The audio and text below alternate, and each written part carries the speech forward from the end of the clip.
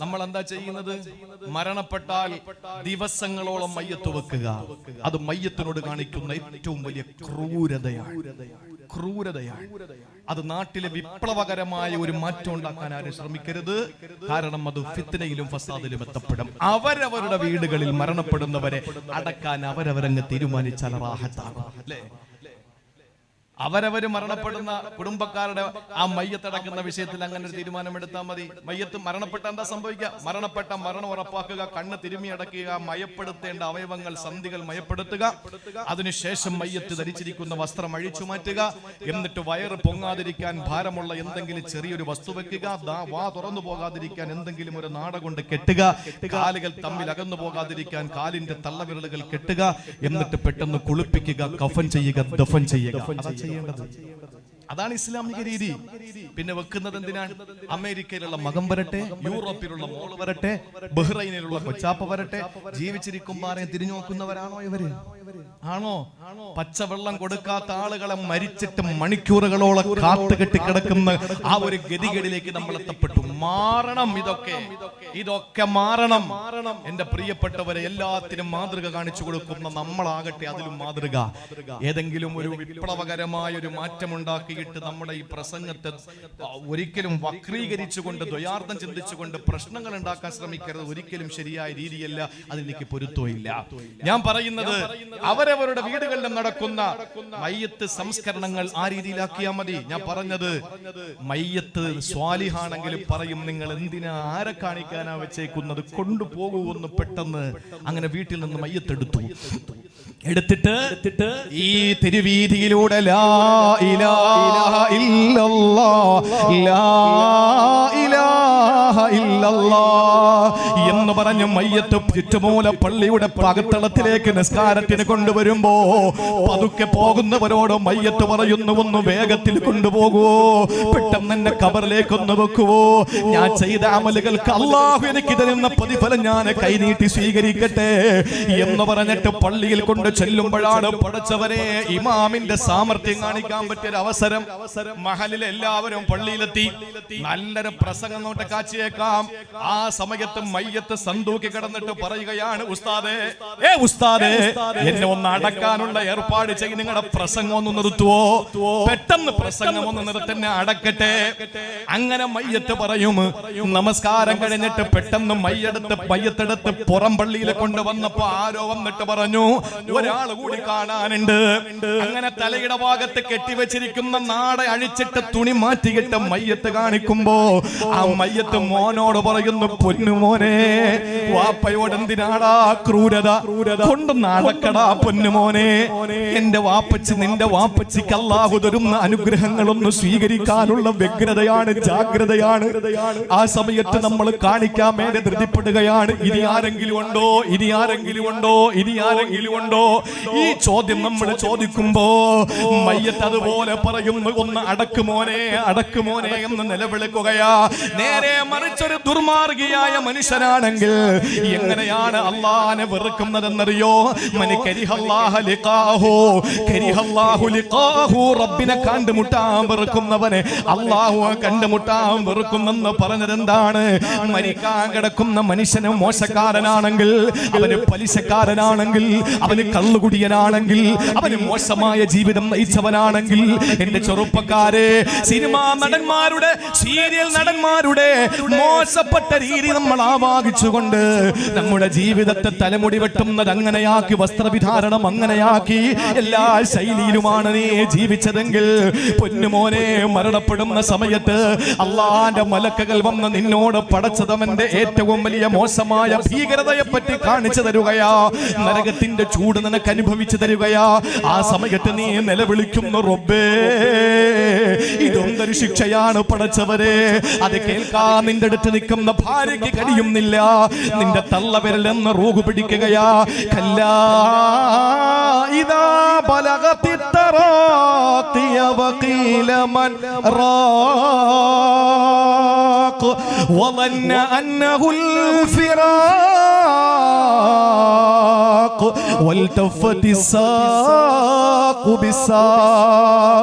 അല്ലാഹു പറയുകയാണ്, കല്ലാ, നീ ഉദ്ദേശിക്കും പോലെ അല്ലടാ കാര്യങ്ങൾ. ഇദാ ബലഗത്തി തറാഖിയ വഖീല മൻ റാഖ്. നീ മരിക്കാൻ നേരത്ത് റൂഹ് തൊണ്ടക്കുഴിയിലെത്തുമ്പോ നിന്റെ കാലുകൾ കാലുകൾ ഇങ്ങനെ പരസ്പരം കൂട്ടിപ്പിണയുന്ന സമയമുണ്ട് മോനെ. ആ സമയത്ത് നിന്റെ ബന്ധുക്കൾ വിളിച്ചു പറയുന്നത് വഖീല മൻ റാഖ്. എവിടെ റാഖ്? മന്ത്രവാദി എവിടെ? ഇഞ്ചക്ഷൻ എടുക്കുന്നവരെവിടെ? ആംബുലൻസ് വിളിക്കുന്നവരെവിടെ? ഒന്ന് നൂലോതി കെട്ടാൻ ആരാവുള്ളത്? ഒന്ന് വെള്ളമോതി കൊടുക്കാൻ ആരാവുള്ളത്? ആരാണ് പെട്ടെന്ന് ദേഹത്തെ ഒന്ന് ആശുപത്രിയിൽ കൊണ്ടുപോകാനുള്ളത്? ആരാണ് പെട്ടെന്ന് വണ്ടിയെടുക്കൂ? ഇതൊക്കെ വിളിച്ചു പറയുന്ന ടോട്ടലായ പൊതുവേ ഉള്ള ദീർഘമായ ആശയങ്ങളുടെ സംഗ്രഹമാണ് എവിടെ രക്ഷപ്പെടുത്തുന്നവനെന്ന് വിളിക്കുമ്പോ ഈ മനുഷ്യനറിയാഹുൽ, ഇത് ഒടുക്കത്തെ യാത്രയാണ്, അള്ളാഹുവിനെ കണ്ടുമുട്ടാനുള്ള യാത്രയാണെന്ന് തിരിച്ചറിയുന്നു. ആ സമയത്ത് ഭീകരമായ കാഴ്ചകൾ അവന്റെ മുന്നിൽ കാണിച്ചു കൊടുക്കുമ്പോ അവൻ അള്ളാഹുവേ, നിന്നെ കാണാൻ എനിക്ക് പേടിയാണെന്ന് പറയുന്നു. അള്ളാഹുവിനോ കാണുന്നതിനെ കണ്ടുമുട്ടുന്നതിനെ വെറുക്കുന്നു. അതുകൊണ്ട് അള്ളാഹു അവനെ കാണാൻ വെറുക്കുന്നു. ആ മയ്യത്തിനെ ചുമന്നുകൊണ്ട് പോകുമ്പോ ചോദിക്കും, എങ്ങോട്ട് കൊണ്ടുപോകുന്നു? പതുക്കെ പോ. വീട്ടിൽ ചോദിക്കുന്നു, ഇനി ആരെങ്കിലും കാണാനുണ്ടോ? അപ്പൊ ഈ മരിക്കാൻ കിടക്കുന്ന ആള് പറയാ, കാണാനില്ലെങ്കിലും കുറച്ചേരം അവിടെ വെച്ചേക്ക്, കാരണം അങ്ങോട്ട് പോയാൽ തുടങ്ങും ഇടി. ഇല്ലേ? ഇടയ്ക്ക് ആരോ മരണപ്പെട്ടപ്പോ പറഞ്ഞിട്ട് ഒരാള് പറഞ്ഞതാണ്, അള്ളാഹു ഖബർ വിശാലാക്കി കൊടുക്കട്ടെ. യഥാർത്ഥത്തിൽ അങ്ങനെ ദുആ കിട്ടേണ്ട ഒരാളല്ല. അപ്പൊ കാര്യം ചോദിച്ചവൻ പറഞ്ഞു, മലക്കുകൾക്ക് നല്ല വിശാലമായിട്ട് നിന്ന് ഇടിക്കാമല്ലോ എന്നാ. എന്റെ പ്രിയപ്പെട്ട സഹോദരങ്ങളെ, അവർക്ക് ഇടിക്കാനുള്ള സൗകര്യം നമ്മൾ ചെയ്തു കൊടുക്കണ്ട. നമ്മൾ അവിടെ പോയാൽ അനുഭവിക്കുന്ന ദുരവസ്ഥകളെ പറ്റിയിട്ട് മോശം ബോധ്യം വന്ന ഒരാള് വീണ്ടും ഒന്ന് പെൻഡിങ്ങിലാക്കാൻ വേണ്ടി ആഗ്രഹിക്കും. മയ്യത്ത് കൊണ്ട് പള്ളിയിൽ വെച്ചാൽ ഉസ്താദെ ഇഷ്ടംപോലെ പ്രസംഗിച്ചോ, മൊത്തത്തിൽ ഓതിയിട്ട് അർത്ഥം പറഞ്ഞു, എന്നാലും കുഴപ്പമില്ല, ഇപ്പോഴൊന്നും വിടരുതാരെയും. കാരണം ഇവരെ വിട്ടാൽ ഇവരെന്നെ കുഴിയിലാക്കിയാൽ ഇഷ്ടം പോലെ കിടി കിട്ടും. അപ്പൊ ഏറ്റവും കൂടുതൽ ആഗ്രഹിക്കുന്നത് പോകാതിരിക്കാനാണ്. അല്ലാഹുവും കരിഹല്ലാഹു ലിഖാഹു, അവനെ കാണാൻ അല്ലാഹും വെറുക്കുകയാണ്. അതുകൊണ്ട് നമ്മൾ മരിക്കുമ്പോൾ ആഗ്രഹിക്കേണ്ടത് എങ്ങനെയാണ്? എന്റെ റബ്ബിനെ ഇഷ്ടപ്പെടണം, ഞാൻ എന്റെ റബ്ബിനെ ഇഷ്ടപ്പെടുന്നു. ആ അവസ്ഥയിൽ നമുക്ക് മരിക്കണ്ടേ? അതിനെന്താ വേണ്ടത്? ഒറ്റ വഴിയുള്ളൂ. ഖുർആൻ പറഞ്ഞു, ഒരൊറ്റ വഴി. അള്ളാഹു ആ വഴി തിരഞ്ഞെടുക്കാനും സ്വീകരിക്കാനും അള്ളാഹു തൗഫീഖ് തരട്ടെ. വലിയ പ്രയത്നം അല്ലെങ്കിൽ വലിയ സാഹസികത ഒന്നും വേണ്ട. ആ ഒരു നിലയിൽ നമുക്ക് അള്ളാഹുവിനെ ഇഷ്ടപ്പെടുന്ന നിലയിൽ അവനെ കണ്ടുമുട്ടാനുള്ള ഒരൊറ്റ വഴി വിശുദ്ധ ഖുർആൻ പറഞ്ഞു. അതാണ് ഞാൻ തബറുക്കിനു വേണ്ടി ആമുഖമായി ഓതി വെച്ച ആയത്ത്. എന്താണ് അള്ളാഹു പറഞ്ഞത്? ഒരൊറ്റ വഴി നമ്മൾ തിരഞ്ഞെടുക്കുമെങ്കിൽ ഇൻഷാ അല്ലാഹ് അള്ളാഹു തൗഫീഖ് തരട്ടെ. അള്ളാഹു നമുക്ക് തൗഫീഖ് നൽകി അനുഗ്രഹിക്കുമാറാവട്ടെ. നിങ്ങൾ എന്താ ഈ പിണങ്ങിയിരിക്കുന്നത്? നിങ്ങൾ ഇരിക്കണ കോവിഡൊക്കെ ഞാനാ പരത്തിയെന്ന് തോന്നുന്നില്ല. ഒന്നാമീൻ പറയും, അള്ളാഹു നമുക്ക് അതിനുള്ള തൗഫീഖ് തരട്ടെ. അവനെ ഇഷ്ടപ്പെടുന്ന നിലയിൽ മരിക്കാൻ അള്ളാഹു തൗഫീഖ് തരട്ടെ. അതിന് ഒറ്റ വഴിയേ ഉള്ളൂ. അത് അള്ളാഹ് തന്നെ പഠിപ്പിച്ചു. എന്താണ്? ഖുൽ, നബി അങ്ങ് പറയും, പറഞ്ഞു കൊടുക്ക്, നിങ്ങൾ അള്ളാഹനെ ഇഷ്ടപ്പെടുന്നെങ്കിൽ, അങ്ങനെയാണല്ലോ മരിക്കേണ്ടത്. അള്ളാഹനെ ഇഷ്ടപ്പെടുന്നെങ്കിൽ എന്താണ് നിങ്ങൾക്കുള്ള വഴി എന്നറിയോ? നബിയെ അങ്ങ് പറഞ്ഞു കൊടുക്കുക, ഫത്തബിഊനി, എന്നെ പിൻപറ്റാ പറയൂ നബിയെ.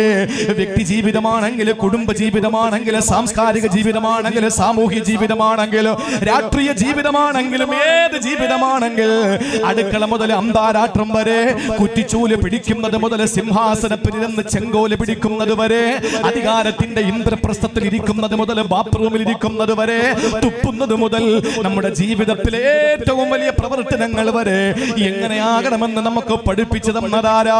പ്രാക്ടിക്കലായി നമുക്ക് കാണിച്ചു തന്നതാരാ? ലോകത്ത് നമുക്ക് നമ്മുടെ ജീവിതത്തിന്റെ സർവസ്വമായി മാറിയ എല്ലാം നമുക്ക് പഠിപ്പിച്ചു തന്ന നമ്മുടെ നായകൻ നബി മുഹമ്മദ് മുസ്തഫ സല്ലല്ലാഹു അലൈഹി വസല്ലമ തങ്ങളെ പിൻപറ്റലല്ലാതെ വേറെ മാർഗങ്ങളില്ല. അതുകൊണ്ട് ചെറുപ്പക്കാരോടായി എനിക്ക് പറയാനുള്ളത്, എന്റെ ചെറുപ്പക്കാരെ, ചോരപ്പിളപ്പിന്റെ പ്രായമാണ്, ചോരപ്പിളപ്പിന്റെ പ്രായമാണ്. രക്തം ഇങ്ങനെ സിരകളിലൂടെ ചുടുനിണങ്ങൾ ഇങ്ങനെ തീവ്രമായ നിലയിൽ ഓടിക്കൊണ്ടിരിക്കുന്ന സമയമാ. നിങ്ങളുടെ തീവ്രത കാണിക്കേണ്ടത് ഇസ്ലാമിന്റെ സംസ്ഥാപനത്തിന് വേണ്ടിയാകട്ടെ, നിങ്ങളുടെ തീവ്രത കാണിക്കേണ്ടത് ഇസ്ലാമിന്റെ ഉന്നതിക്ക് വേണ്ടിയാകട്ടെ. എന്റെ ചെറുപ്പക്കാര് പാൻപരാഗിന് അടിമപ്പെട്ടു പോകല്ലേ, അതുപോലെ ഹാൻസിന് അടിമപ്പെട്ടു പോകല്ലേ, മദ്യത്തിനും മദിരാശിമാർക്കും അടിമപ്പെട്ടു പോകല്ലേ, അതുപോലെ തന്നെ ഒരിക്കലും നമ്മുടെ ജീവിതത്തിൽ പാടില്ലാത്ത പ്രവർത്തനങ്ങളെ കൊണ്ടുവരല്ലേ. ജീവിതത്തിൽ മുടിവെട്ടുന്നതിന് പോലും ഹബീബായ നബി തങ്ങളെ മാതൃകയാക്കാൻ നമുക്ക് കഴിയണം. എന്റെ പ്രിയപ്പെട്ടവരെ, മുടിവെട്ടാതെ ഭ്രാന്തന്മാരെ പോലെ നടന്ന ഒരു മനുഷ്യനുണ്ടായിരുന്നു. അങ്ങനെ നിങ്ങൾക്കും വേണമെങ്കിലാകാം, പക്ഷെ ആ പേരിലാകണമെന്ന് മാത്രമേ ഉള്ളൂ. അല്ലാതെ ഫുട്ബോൾ താരത്തിന്റെ, വോളിബോൾ താരത്തിന്റെ, ക്രിക്കറ്റ് താരത്തിന്റെ, സീരിയൽ നടിമാരുടെ, നടന്മാരുടെ, സിനിമാ നടന്മാരുടെ മോഡലിൽ നിങ്ങൾ മുടിവെട്ടാതെ നിങ്ങൾ നടന്നാൽ, നിങ്ങൾ മറ്റുള്ള മോശമായ പ്രവർത്തനങ്ങളിലൂടെ നടന്ന പൊന്നുമോനെ, പടച്ചവനെ നിങ്ങൾക്ക് നല്ല പോലെ കാണാൻ പറ്റൂല. അന്ന് പ്രസംഗിക്കാൻ പ്രഭാഷകരുണ്ടാവൂല, സംഘടിപ്പിക്കാൻ സംഘാടകരുണ്ടാവൂല, നിങ്ങളെ സഹായിക്കാൻ ലോകപ്പരി ശക്തികളും വരൂല. അതുകൊണ്ട് നിങ്ങൾ ചെയ്യേണ്ടത് ഇപ്പൊ റസൂലുള്ളാഹിനെ പിൻപറ്റലാണ്.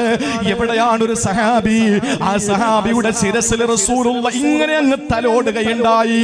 നബി തങ്ങൾ ശിരസിൽ ഇങ്ങനെ തലോടിയപ്പോൾ മഹാനായ അബൂ മഅ്ദൂർ റളിയല്ലാഹു അൻഹു അദ്ദേഹം പറഞ്ഞു, ഇല്ല, ഞാൻ എന്റെ റസൂൽ സ്പർശിച്ച മുടി ഇനി വെട്ടൂല, എന്റെ ഹബീബ് സ്പർശിച്ച രോമം ഇനി ഞാൻ മുറിച്ച് കളയൂല.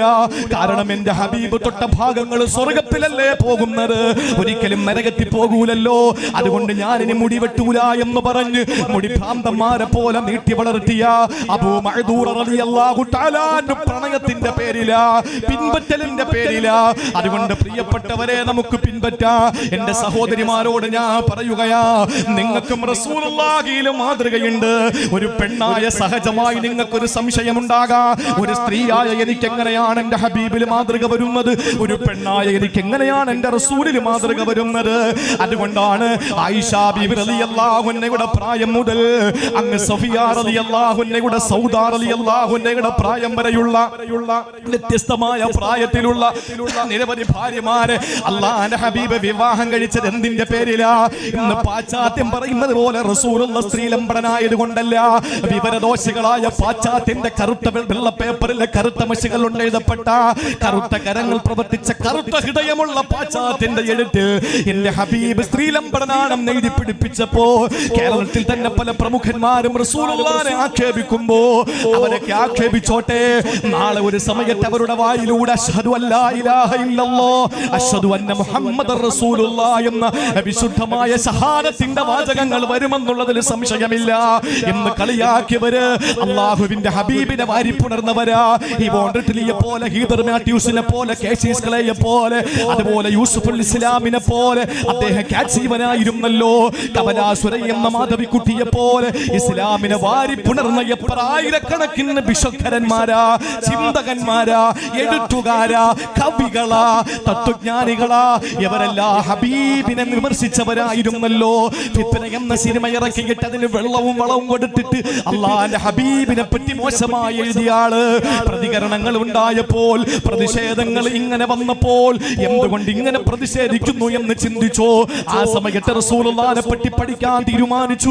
അങ്ങനെ റസൂലുള്ളാഹിനെ പറ്റി പഠിച്ചപ്പോൾ അറിയാതെ അവർ പറഞ്ഞു പോയി, അശ്ഹദു അല്ലാ ഇലാഹ ഇല്ലല്ലാഹ് വഅശ്ഹദു അന്ന മുഹമ്മദർ റസൂലുള്ളാഹ്. എന്നിട്ട് അദ്ദേഹത്തിന്റെ വികാരം അടങ്ങുന്നില്ല. ഹൃദയം ഇങ്ങനെ പടയ്ക്കുകയാ, നെഞ്ചകം ഇങ്ങനെ തുടിക്കുകയാ. അദ്ദേഹം ഇവിടെ നിന്ന് കയറി എങ്ങോട്ടാ? ഹബീബായ നബി കിടക്കുന്ന മദീനത്തുൻ നബവിയിലെ ഖുബ്ബത്തുൽ ഖളറാഇന്റെ മുന്നിൽ ചെന്നിട്ട് പറഞ്ഞു, യാ റസൂലല്ലാഹ് ഖുദ് ബിയദി യാ ഹബീബല്ലാഹ് ഖുദ് ബിയദി, എന്റെ കൈയൊന്ന് പിടിക്കൂ നബിയേ, എന്ന് ഒന്ന് ചേർത്ത് നിർത്തു നബിയേ എന്ന് പറഞ്ഞിട്ട് അല്ലാഹുവിന്റെ ഹബീബിന്റെ മുമ്പിൽ ചെന്ന് ഹബീബായ നബി തങ്ങളോട് നേരിട്ട് സലാം ചൊല്ലിയിട്ട് അള്ളാഹുവിന്റെ ഹബീബിനോട് പൊരുത്തം ചോദിച്ചിട്ട് മടങ്ങി വന്നു. പള്ളികളുടെ മിനാരങ്ങളൊക്കെ വലിയ പ്രശ്നമാണെന്ന് പറഞ്ഞു നടക്കുന്ന ആളുകള് അവസാനം ഇന്ന് ഇസ്ലാമിലേക്ക് വന്നിട്ട് ഇന്ത്യ രാജ്യത്തെ അല്ലെങ്കിൽ പാശ്ചാത്യ ലോകത്തെ അല്ലെങ്കിൽ ലോകത്തിലെ ഏറ്റവും വലിയ മിനാരമുള്ള പള്ളി വെച്ച് കൊടുക്കാൻ നടക്കുകയാ. ഇസ്ലാമിനെതിരെ എന്തെല്ലാം ആക്ഷേപങ്ങൾ പറഞ്ഞിട്ടുള്ളവരും ആക്ഷേപങ്ങൾ തെറ്റായിരുന്നു എന്ന് സമ്മതിച്ചിട്ട് ഇസ്ലാമിനെ വാരിപ്പുണർന്ന ചരിത്രം ഇന്നലെ സാക്ഷിയാ, വർത്തമാനകാല സാക്ഷിയാ, ഇൻഷാ അല്ലാഹ് ഭാവിയും സാക്ഷിയാ. ഞാൻ പറഞ്ഞു വന്നത് നബി തങ്ങളുടെ പ്രിയപ്പെട്ട ഭാര്യമാരെ പറ്റി വിമർശിക്കുന്നവരോട് ആക്ഷേപിക്കുന്നവരോട് പറയാനുള്ളത് എന്തുകൊണ്ടെന്നറിയോ? എന്റെ റസൂലുള്ള പ്രായം കുറഞ്ഞ ആയിഷയെ വിവാഹം കഴിച്ചതെന്തിനാ? പ്രായം കൂടിയ സൗദയെ വിവാഹം കഴിച്ചതെന്തിനാ? വേറൊന്നിനുമല്ല. ഓരോ പ്രായത്തിലുള്ള സ്ത്രീകൾക്ക് ആ പ്രായത്തിലുള്ള സ്ത്രീകളാകുന്ന ഉമ്മഹാത്തുൽ മുഅ്മിനീങ്ങളാകുന്ന മഹിളാരത്നങ്ങളുടെ പാരമ്പര്യം അത് ജീവിതത്തിൽ പ്രാവർത്തികമാക്കാൻ വേണ്ടിയായിരുന്നു. അങ്ങനെയാണ് വിവിധ പ്രായത്തിലുള്ള ഭാര്യമാരെ വിവാഹം കഴിച്ചത്. അവരുടെ ചാപല്യങ്ങൾ, അവരുടെ വികാരങ്ങൾ, അവരുടെ വിചാരങ്ങൾ ഇതെല്ലാം ഇന്നത്തെ ഉമ്മത്തിലെ സ്ത്രീകൾക്ക് മാതൃകയാണ്. ആ മാതൃകയാകാൻ വേണ്ടിയിട്ടാണ് പല രീതിയിലുള്ള പല പ്രായത്തിലുള്ള സ്ത്രീകളെ വിവാഹം കഴിച്ചത്. അത് സമ്മതിക്കുന്നുണ്ട് ഇന്ന് ലോകം. നിങ്ങൾ ആലോചിച്ചു നോക്കൂ എന്റെ പ്രിയപ്പെട്ടവരെ, നമുക്ക് നമ്മുടെ ഹബീബിനെ പിൻപറ്റാം. ഫത്തബിഊനി, നമ്മുടെ ഹബീബിനെ പിൻപറ്റുക. ഞാൻ ദീർഘമായി പ്രസംഗിക്കുന്നില്ല. അള്ളാഹു നമുക്ക് ചിന്തിക്കാനുള്ള തൗഫീക്ക് നൽകി അനുഗ്രഹിക്കുമാറാവട്ടെ. ഇനി ആകെ നമുക്ക് അനുവദിച്ചിട്ടുള്ള 3/4 മണിക്കൂറാ. അതിനിടയിൽ ദുആയും നടക്കണം, ബാക്കി കാര്യവും പറയണം. അള്ളാഹു നമ്മുടെ ജീവിതം നന്നാക്കി തരട്ടെ. അള്ളാഹു നമ്മുടെ ജീവിതം നന്നാക്കി തരട്ടെ. ദുആക്ക് ഇജാബത്തുള്ള മണ്ണാണ്, ദുആക്ക് ഇജാബത്തുള്ള നാടാണ്. അള്ളാഹു അത് എന്നും ഈ പ്രശസ്തി അള്ളാഹു അതിന്റെ കൊടുമുടിയിൽ എത്തിക്കുമാറാവട്ടെ. എന്റെ പ്രിയ സഹോദരങ്ങളെ, അതുകൊണ്ട് അള്ളാഹുവിനെ ഇഷ്ടപ്പെടാൻ നബിതങ്ങളുടെ ഇത്തിബാഅ് സുന്നത്ത് നമുക്ക് മുറുകെ പിടിക്കാം. എന്തിലാ മാതൃകയില്ലാത്തത്? ഇല്ലേ? നമ്മുടെ ഇതിന്റെ മുഖ്യ പ്രവർത്തകനായ റമീസ് എന്നല്ലേ അദ്ദേഹം പറഞ്ഞു, അദ്ദേഹം കശാപ്പ് നടത്തുന്ന ആളല്ലേ? ലോകത്ത് കശാപ്പ് നടത്തുന്ന ആളുകൾക്ക് റസൂലുള്ള മാതൃകയാണ്. ഒരു ദിവസം ആടിനെ ഉരിച്ചുകൊണ്ട് നിൽക്കുന്ന ഒരു സഹാബി, അതിന്റെ തോല് നീങ്ങുന്നില്ല, അതിന്റെ തോല് മാംസത്തിൽ നിന്ന് വിട്ടുമാറുന്നില്ല. നബി തങ്ങൾ ഇങ്ങോട്ട് വന്നിട്ട് തന്റെ ജുബ്ബ കമീസ് അതങ്ങോട്ട് മാറ്റിയിട്ട് ആ സഹാബിയോട് പറഞ്ഞു, ഇതാ നോക്കിക്കോളാൻ പറഞ്ഞു. എന്നിട്ട് വലത് കൈ ആ മാംസത്തിന്റെയും തോലിന്റെയും ഇടയിലേക്കിട്ട് മുന്നിലോട്ടും പിന്നിലേക്കും വീശിയപ്പോൾ ആ തുകൽ ഉരിഞ്ഞു വന്നു എന്ന് ചരിത്രം രേഖപ്പെടുത്തുന്നു. ഇവിടത്തെ കശാപ്പുകാർക്ക് മാതൃകയാണ് നബി മുഹമ്മദ് മുസ്തഫ. ഇന്നിപ്പോ ഓരോന്ന് ഞങ്ങളുടെ ഹബീബ് ഞങ്ങളെ പഠിപ്പിച്ചത്, ഞങ്ങളുടെ ഹബീബ് ഞങ്ങളെ പഠിപ്പിച്ചത്, ഞങ്ങളുടെ മുത്ത് ഞങ്ങളെ പഠിപ്പിച്ചത് എങ്ങനെ തുപ്പണമെന്നാ ഞങ്ങളെ പഠിപ്പിച്ചത്. മുന്നോട്ടും വലത്തോട്ടും തുപ്പാൻ പാടില്ല, ഇടതുഭാഗത്തും പിൻഭാഗത്തെ തുപ്പാൻ പാടുള്ളൂ എന്ന് ഞങ്ങളെ പഠിപ്പിച്ചത് ഞങ്ങളുടെ നേതാവാ. മറ്റ് സമുദായക്കാർ നിസ്സാരമായി കാണുന്നത് പോലും ഞങ്ങളുടെ ഹബീബ് അത് വലിയ ഇബാദത്തായി ഞങ്ങളെ പഠിപ്പിച്ചു. അത് ഞങ്ങൾ ഇന്നും പ്രാവർത്തികമാക്കിക്കൊണ്ടിരിക്കുന്നു. ലോകത്ത് അങ്ങനെ ഒരു നേതാവ് വേറെ ആരാ ഉള്ളത്? അതുകൊണ്ട് പിൻപറ്റുക, നബിതങ്ങളെ പിൻപറ്റുക. ആ നബിതങ്ങളെ പിൻപറ്റിയാൽ അള്ളാഹുവിനോടുള്ള ഇഷ്ടം നമുക്കുണ്ടാകും. അള്ളാഹുവിന് തൗഫീക്ക് നൽകി അനുഗ്രഹിക്കുമാറാവട്ടെ. അതുകൊണ്ട് ഒരു ദുആ എന്റെ പ്രിയപ്പെട്ട രക്ഷകർത്താക്കൾക്ക്, നിങ്ങളുടെ ഭക്ഷണം തന്ന് നിങ്ങളുടെ പൈസ തന്ന് ഞാൻ ആദ്യമായിട്ട് ഞാൻ തുറന്നു പറയുന്ന ആളാ. എനിക്ക് അതിന്റെ പേരിൽ എന്തൊക്കെ തകർന്നാലും എന്തൊക്കെ എനിക്കതൊരു പ്രശ്നമില്ല. അത് ഞാൻ അഹങ്കാരത്തോട് പറയുന്നതല്ല. എന്തോ ഞാൻ അങ്ങനെ ആയിപ്പോയി. ഞാൻ ആദ്യമായി ആസാദ് സാറിനൊക്കെ അറിയാം, ഞാൻ ആദ്യമായി 500ന്റെ ഒരു നോട്ട് കാണുന്നത് ചിറ്റുമൂലയിൽ വന്നിട്ടാണ്. ഞാൻ അത്രയും വലിയ ദാരിദ്ര്യത്തിൽ നിന്നാണ് അൽഹംദുലില്ലാ ഇവിടെ എത്തിച്ചേർന്നത്. എന്നോട് എപ്പോഴും പറയും, വാഹിദക്കായും ഒക്കെ ഒരുപാട് പേര് പറയുമായിരുന്നു വീട് വെക്കണം. അന്ന് എന്റെ വീട് കണ്ടിട്ട് എന്റെ നാട്ടുകാരായ ചിറ്റുമൂലക്കാർ കരഞ്ഞിട്ടുണ്ട്, എന്നോട് പറഞ്ഞിട്ടുണ്ട് നിനക്കൊരു വീട് വേണം മോനെ എന്ന്. അന്നൊക്കെ എനിക്ക് ഇപ്പോഴും ഓർമ്മയുണ്ട്. അന്ന് ഉസ്താദ് കാണാതെ ഞാനൊരു മൊബൈൽ ഉപയോഗിക്കുമായിരുന്നു. അത് പിന്നീട് പലരും ഉസ്താദിനോട് പറഞ്ഞപ്പോൾ ഉസ്താദ് പറഞ്ഞു, ഞാൻ പലപ്പോഴും അറിഞ്ഞിട്ടുണ്ട്, കമ്മിറ്റിക്കാർ തന്നെ എന്നോട് പറഞ്ഞിട്ടുണ്ട് നിന്റെ മൊബൈൽ ഉണ്ട്, പിന്നെ ഞാൻ നിന്നെ പറയാത്തതാന്ന് പറഞ്ഞു. ആ സമയത്തും എന്നോട് കാവില് വായിതൊക്കെ പറഞ്ഞിട്ടുണ്ട്, ഇന്ന് നീ ഒരു മിസ് കോൾ അടിച്ചാൽ മതി, ഞാൻ വിളിച്ചോളാം, പിന്നെ നീ എന്നെ വിളിക്കുന്നൊരു കാലം വരും, അന്ന് വിളിച്ചാൽ മതി എന്ന് പറഞ്ഞു. ഇല്ലേ? വളരെ ശരിയാണ്.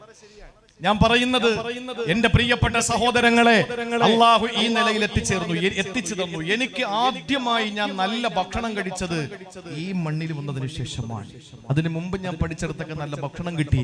പക്ഷേ അന്നൊക്കെയും ഞാൻ എന്റെ പ്രായക്കുറവും അതുപോലെ തന്നെ പല രീതിയിലുള്ള ഒരു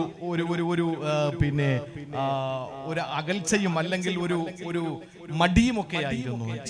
ഞാൻ ചടയമംഗലത്തതിന് മുമ്പ് പഠിക്കുമ്പോൾ അബ്ദുൽ ലത്തീഫ് സാറും ഷംസ് സാർ എന്നൊക്കെ പറയുന്ന 2 അധ്യാപകരുടെ വീട്ടിലാണ് ഞാൻ ഭക്ഷണം കഴിച്ചത്. എന്നെ വലിയ ജീവനായിരുന്നു അവർക്ക്. കഴിഞ്ഞ 2-3 ദിവസം മുമ്പ് ഞാനൊരു പരിപാടിക്ക് പോകുമ്പോൾ ആ വീടുകളിൽ പോവുകയും ചെയ്തു. എന്റെ പ്രിയപ്പെട്ടവരെ, നല്ല നിലയിൽ നിങ്ങളൊക്കെ സഹായിച്ചിട്ടുണ്ട്. ഞാൻ പറയുന്നു, നിങ്ങളുടെ ഭക്ഷണം കൊണ്ട്, നിങ്ങൾ തന്ന സൗകര്യം കൊണ്ട് ഞാൻ പഠിച്ചെങ്കിൽ നിങ്ങൾക്ക് ഞാൻ പഠിച്ചതിൽ നിന്നൊരു ദുആ നിങ്ങൾക്ക് ഞാൻ പറഞ്ഞു തരാം. നിങ്ങൾ എഴുതി പഠിക്കും. നിങ്ങൾ എത്ര ഉലമാക്കലുണ്ട് ഈ നാട്ടില്, ആ ഉലമാക്കൽ നിന്ന് എഴുതി പഠിക്കണം ഒരൊറ്റ ദുആ. ആ ദുആ നിങ്ങൾ ഏത് സമയത്തെയും നിങ്ങളുടെ ദുആയിൽ അത് ഉൾപ്പെടുത്തണം. സഹോദരിമാരെ, എഴുതി പഠിക്കണം. ഇത് ലൈവ് പിന്നീടായാലും നിങ്ങൾക്ക് കിട്ടുമല്ലോ. ആ ദുആ നിങ്ങൾ എഴുതി പഠിക്കണം. ഈ തുറമുദി റഹിമഹുല്ലാഹ് റിപ്പോർട്ട് ചെയ്ത ഹദീസിലാണ് ആ ദുആ പഠിപ്പിച്ചത്. ചെറിയൊരു ദുആയാണ്. അല്ലാഹുവിന്റെ റസൂൽ പറയുകയാണ്, എപ്പോഴും ദുആ ചെയ്യുമായിരുന്നു. എന്താണ് ദുആ ചെയ്യുന്നത്? അല്ലാഹുമ്മ ഇന്നി അസ്അലുക ഹുബ്ബക വഹുബ്ബ മൻ യുഹിബ്ബുക വഹുബ്ബ അമലി യുഖർരിബു ഇലാ ഹുബ്ബിക. ഈ ദുആ പഠിക്കുക.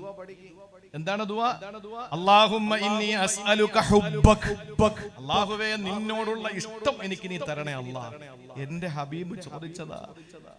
ഖാബ കൗസൈനിയുടെ ബന്ധമുണ്ടായി. ജിബ്രീലിനെ കെട്ടിപ്പിടിച്ച് 7 വാനങ്ങളും സപ്തവാനങ്ങളും താണ്ടി എല്ലാ ലോകങ്ങളെയും കീഴടക്കിയിട്ട് എന്റെ ഹബീബ് പോകുമ്പോ ആ പടച്ച തമ്പുരാനോടുള്ള പ്രണയം ഭൂമിയിൽ വന്നിട്ട് മണ്ണിൽ വന്നിട്ട് ചോദിക്കുക, അല്ലാഹുമ്മ ഇന്നി അസ്അലുക ഹുബ്ബക. എനിക്ക് വേണ്ടത് നിന്നോടുള്ള പ്രണയമാണ് തമ്പുരാനെ. ബാക്കിയുടെ കേട്ടോ, ബാക്കിയും കേട്ടോ. ആ നിന്നോടുള്ള പ്രണയം മാത്രം പോരാ,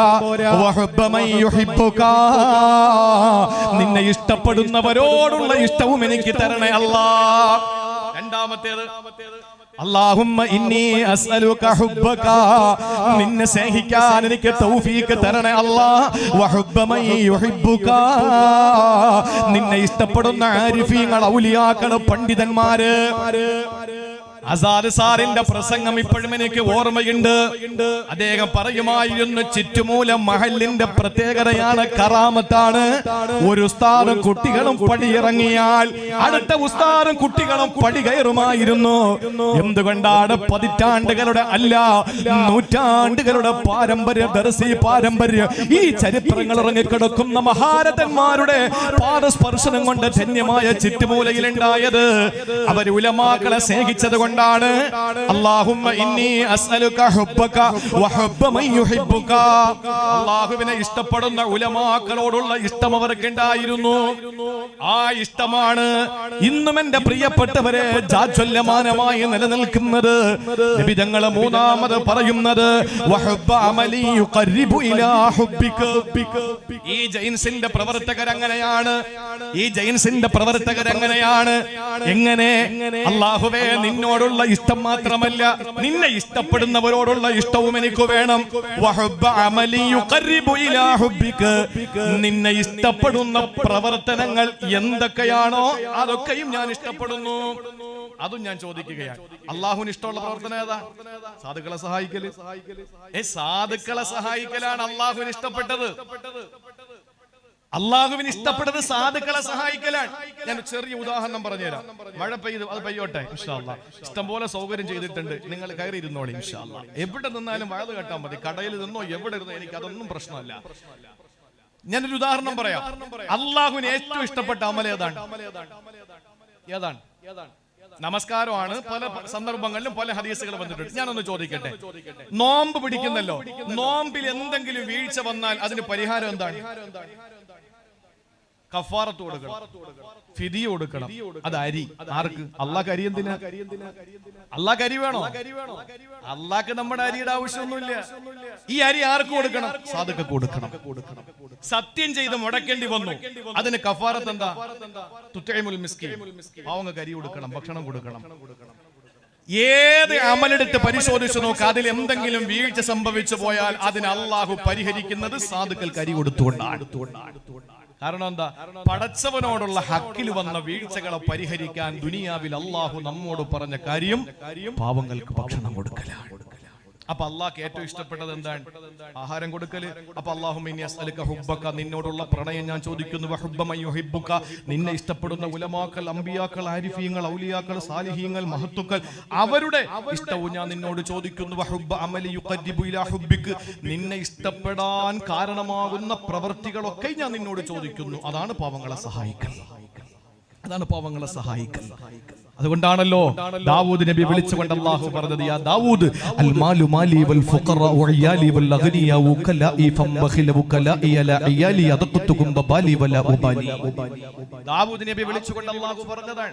നമ്മൾ പഠിക്കുമ്പോൾ ഷാഫി ഉസ്താദിന്റെ ഖുതുബകൾ ഇത് കേൾക്കാൻ കഴിയുമായിരുന്നു. യാ ദാവൂദ് അൽ മാലു മാലി വൽ ഫുഖറ വഇയാലി വൽ അഗ്നിയ വകലാഇ ഫംബഖില വകലാഇ ല ഇയാലി അദഖതുകും ബബാലി വല ഉബാലി.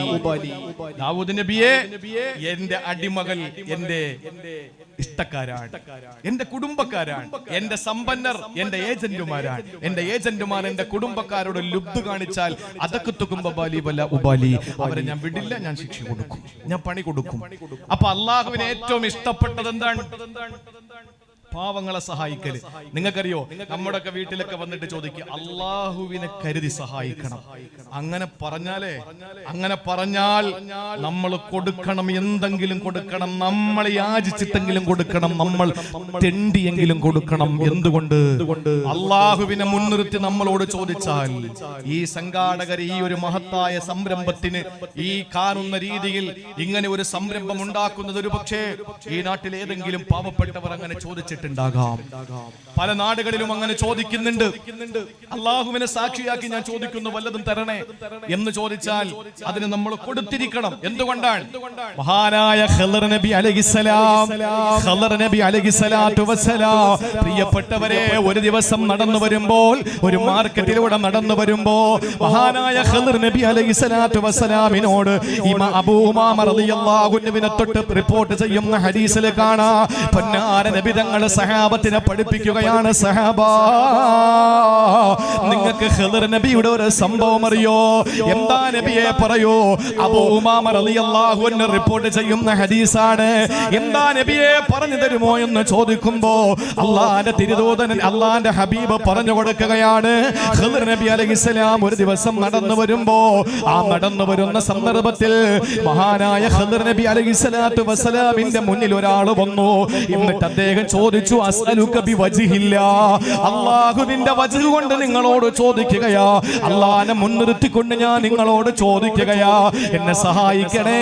ഞാൻ സ്വാതന്ത്ര്യ പത്രം എഴുതപ്പെട്ട, മോചന പത്രം എഴുതപ്പെട്ട അടിമയാണ്. എന്നെ സഹായിച്ചാൽ ഞാൻ സ്വതന്ത്രനാണ്, അതുകൊണ്ട് എന്നെ സഹായിക്കണേ എന്ന് പറഞ്ഞപ്പോ മഹാനായ ഖളർ നബി അലൈഹിസ്സലാം പറഞ്ഞു, എന്റെ കയ്യിലൊന്നുമില്ലല്ലോ.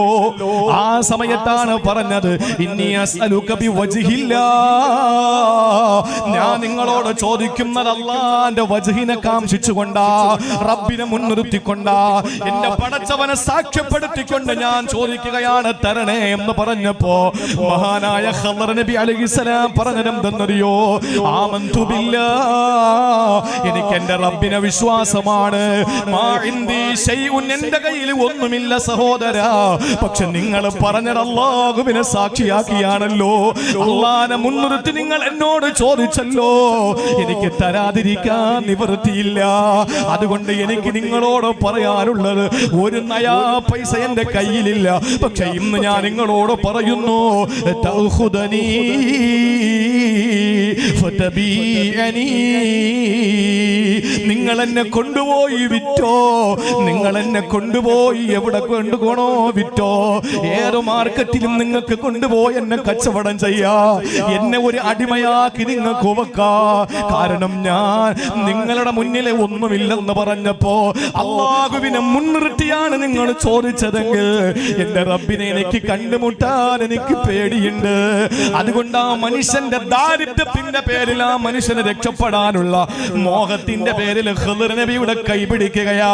അടുത്തിട്ടുള്ള മാർക്കറ്റിൽ ചെന്ന് സഹോദരങ്ങളെ 400 ദിർഹമിന് വിറ്റു. 400 ദിർഹം 400 ദിർഹമിന് വിൽക്കുകയാ. ഖിദ്ർ നബി അലൈഹിസ്സലാമിനെ ഒരു സമ്പന്നൻ വാങ്ങി. അയാൾ നല്ല മനുഷ്യനായിരുന്നു. 400 ദിർഹമിന് മാർക്കറ്റിൽ കൊണ്ടുപോയി വിറ്റത് മൂരിയല്ല, കാളയല്ല, പോത്തല്ല, ആടല്ല.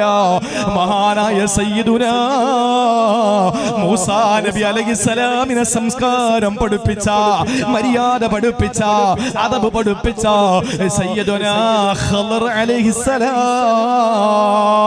400 ദിർഹമിന് മാർക്കറ്റിൽ വിറ്റു. ഇത് എവിടെയെങ്കിലും സിനിമയുടെ കഥയല്ല, ഇതേതെങ്കിലും സീരിയലിന്റെ ക്ലൈമാക്സ് അല്ല, ഇതേതെങ്കിലും നാടകത്തിന്റെ ഇതിവൃത്തമല്ല. പ്രിയപ്പെട്ടവരെ, അബൂമാമയെ തൊട്ട് റിപ്പോർട്ട് ചെയ്ത ഇന്നേ വരെ സത്യത്തിന്റെ ലാഞ്ചനാതരങ്ങളിൽ നടന്നു വീണിട്ടില്ലാത്ത ആമിനയുടെ പൊന്നുമോനെ, അബ്ദുള്ളയുടെ തങ്കക്കുടമേ, നമ്മുടെ വികാരമേ, നമ്മുടെ രോമാഞ്ചമേ, നബിയുൽ ഹറമൈനി ഇമാമുൽ ഖിബ്ലതൈനി റൂഹി ഫിദാ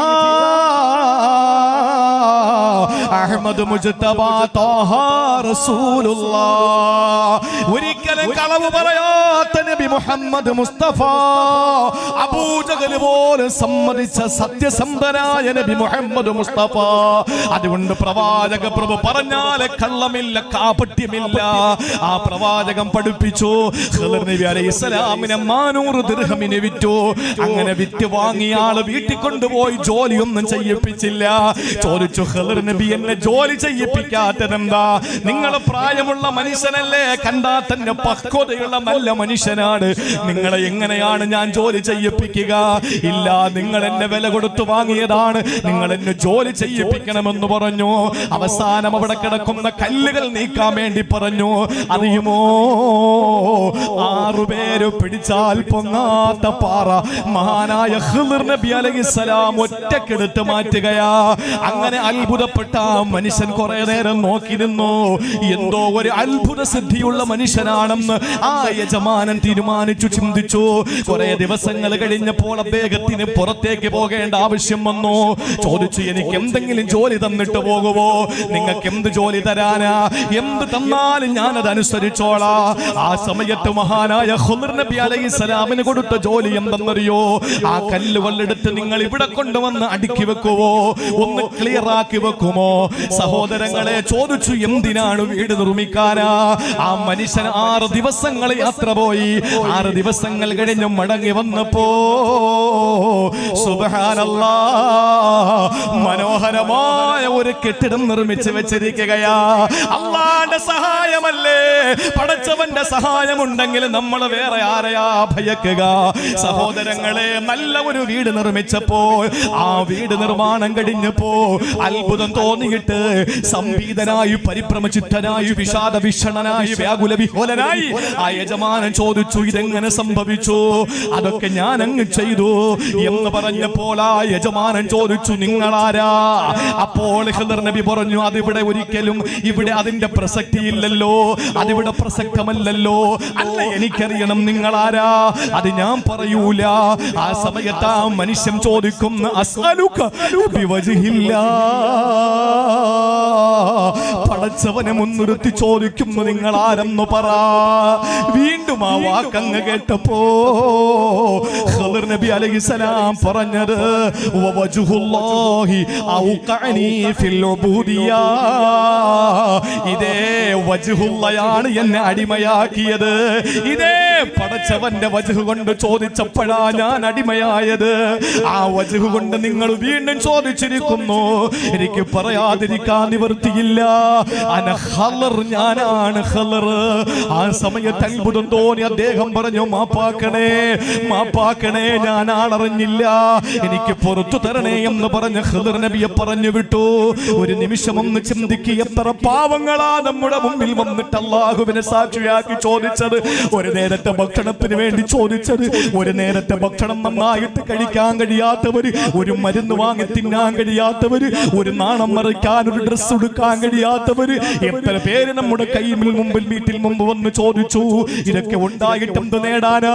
ഇതൊക്കെ ഒരുപാട് സ്വരൂപിച്ചു വെച്ചിട്ട് എന്ത് നമുക്ക് നേടാനാ? കോടീശ്വരന്മാര്, കോടിപതികൾ, ലക്ഷപ്രഭുക്കളൊക്കെ ജീവിച്ചത് ഏതാനും കൊല്ലങ്ങൾ നമ്മൾ കണ്ടില്ലേ? വെറും പാവപ്പെട്ടവനായി ജീവിച്ചല്ലോ. ഒരു നേരത്തെ ഭക്ഷണം കഴിക്കാൻ വകയില്ലാതെ കഷ്ടപ്പെട്ടില്ലേ സഹോദരങ്ങള്?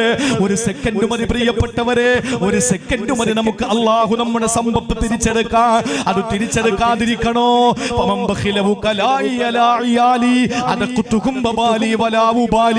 ഒരിക്കലും നിങ്ങൾ നമ്മുടെ പടച്ചവന്റെ കുടുംബക്കാരെ വേദനിപ്പിക്കരുത്.